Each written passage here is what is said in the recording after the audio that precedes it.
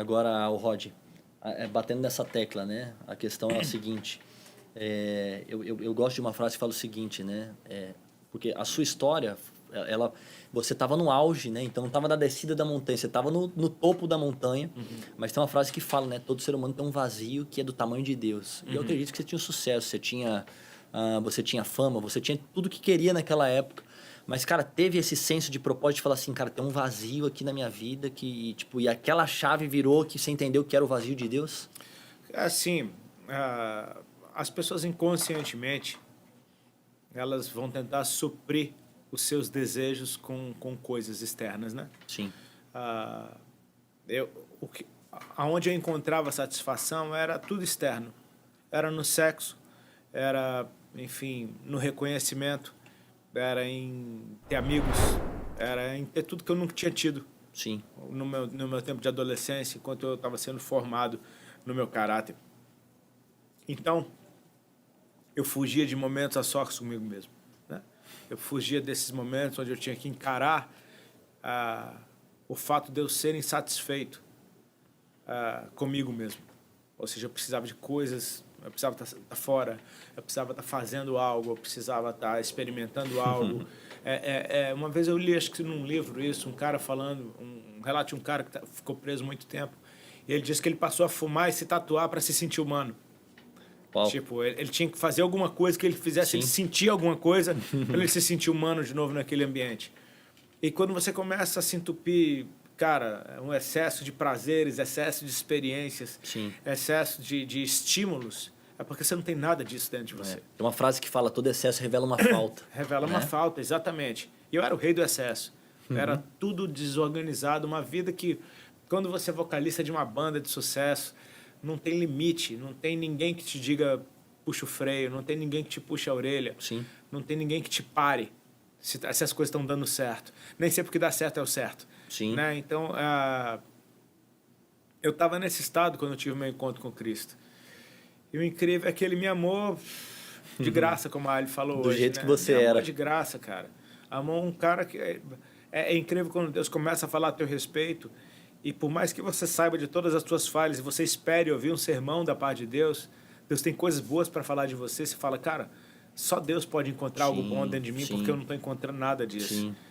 E esse negócio de você ser aceito pelo ser mais excelente e sublime que pode existir, cara, me deu uma sensação de satisfação e de preenchimento que eu falei, é só isso que eu quero, cara.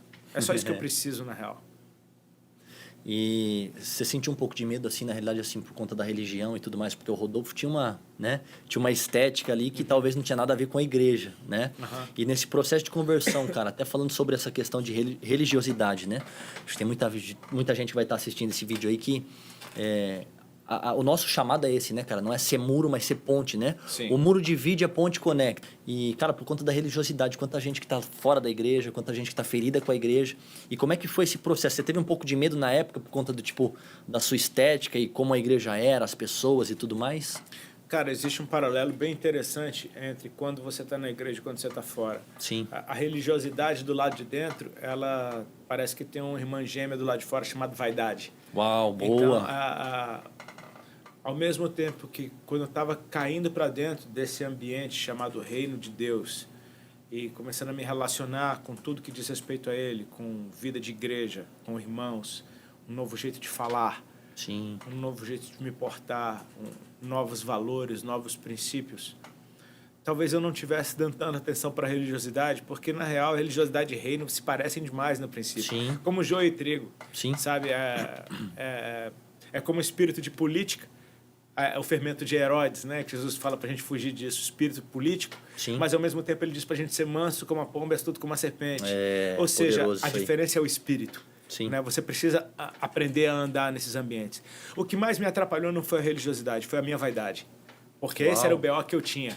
É dela que eu tô tentando me livrar. Que louco isso. Não, a religiosidade, ela não tinha poder algum sobre mim, porque Jesus me amou de graça, eu conheci Jesus dentro de casa. Sim. Então, assim, eu experimentei o amor de Deus antes de conhecer a igreja. Sim. Eu experimentei o amor de Deus antes de ser julgado por crentes. Então, assim, e o que eu experimentei dele foi logo com uma cura, tipo, mano, foi um ataque muito violento do amor de Deus na minha vida, que, meu irmão, eu podia fazer o que quisesse. em termos de opressão religiosa, que não tinham o poder Você já tinha vivido de me coisas afastar, exatamente, pior lá fora, mas né? a minha vaidade, Sim. que é a versão religiosa do lado de fora. Sim. Essa me atrapalhou por bastante tempo. A luta foi com você mesmo, A luta é então. comigo mesmo, a luta é para provar quem eu sou. A época que eu mais me tatuei na vida foi quando eu aceitei Jesus. Que Tipo, massa, de certa cara. forma, eu querendo provar que eu ainda era doido, ou querendo, através de uma dor superficial, esconder uma dor que estava dentro de mim. A música que eu fazia, a mensagem já não era mais berrada, mas eu ainda estava berrando, Sim. porque eu ainda tinha a vaidade que Sim. me cobrava de ser o cara do rock, até eu entender, cara, eu nem ouço mais, velho. Tipo, eu gosto de tocar violãozinho em casa, meu. Sim.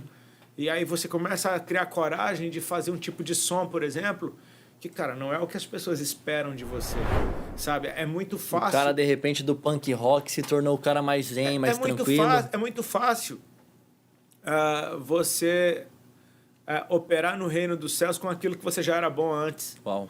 Tipo, Pedro era um pescador, ele foi Sim. chamado para os judeus, que eram, sacerdotes, Sim. né? O povo que conhece as escrituras. Sim. Paulo era um cara completamente instruído na lei, foi chamado para os gentios que não entendiam nada disso. Tipo, eu vi uma pregação esses tempos, não sei de quem foi, ele falou, escreve aí no papel o que é que você é bom. É como se Deus falasse, eu sou bom nisso, nisso, daquilo. Aí Deus falou, ok, não vou te usar em nada disso. Porque senão é na tua força, entendeu? Reaprender a me mover. Boa. Entender minha nova identidade. Sim. Entender que eu não preciso me apoiar em nada do que eu fui para ser quem eu serei. Sim. Para ser quem eu sou nele, né? Para encontrar esse Rodolfo eleito em Cristo antes da fundação do mundo. Qual que era a sua idade quando você encontrou Jesus? 28. 28. Então, vamos falar. Você já tinha vivido 28 anos, então, na realidade, você teve que ressignificar muita coisa para seguir o caminho, né? Exatamente. Como é que foi esse processo, Rod? É aí que você entende que realmente é um novo nascimento. Sim. Você reaprende todas as coisas, né? Você reaprende a andar na rua. Você reaprende... Eu sempre gostei de praia, mas praia, para mim, sempre estava relacionada a fumar bagulho, a mulher, e não sei o que. De repente, você reaprende a gostar da praia. Você reaprende a olhar nos olhos dos seus pais. Você reaprende a se relacionar com as pessoas ao seu redor. Você reaprende a se relacionar consigo mesmo. Sim. Você vai reaprendendo todas as coisas. E, cara, eu não sabia disso, mas eu descobri que eu amava aprender. Eu descobri que eu amava aprender. Eu fui um péssimo estudante na época de colégio, porque aquilo, para mim, eu não sei como é que eu vi aquilo, mas hoje eu amo estudar. Eu estudo todo dia a Bíblia, eu estudo todo dia, estudando uma língua nova, estudando, coisas novas. Eu descobri que tem um prazer dentro de mim por aprender. E isso é uma coisa do novo ser. Sim. Eu gostaria de voltar no tempo e estudar guitarra. Que massa. Porque eu não quis aprender. Sim. Eu me contentei com 3 acordes e acabou. Né? E se eu pudesse, se eu tivesse aproveitado esse tempo, quão rica seria a minha música hoje? Sim. Entendeu? Então eu vejo o que a falta de um espírito ensinável, de um coração ensinável me faz hoje, entendendo que nesse novo ser quem eu sou, é como se eu sempre tivesse gostado muito disso tudo. Sim. Né? Então esse reaprender... você nem vê o tempo passar, você nem vê o tempo passar, porque cada dia uma descoberta nova. É como uma criança, né? Você está sempre descobrindo uma coisa nova, Sim. quer contar para todo mundo que você acabou de descobrir. E parece que é, a última invenção do universo, sempre teve ali, mas você acabou de descobrir, então é novo para você.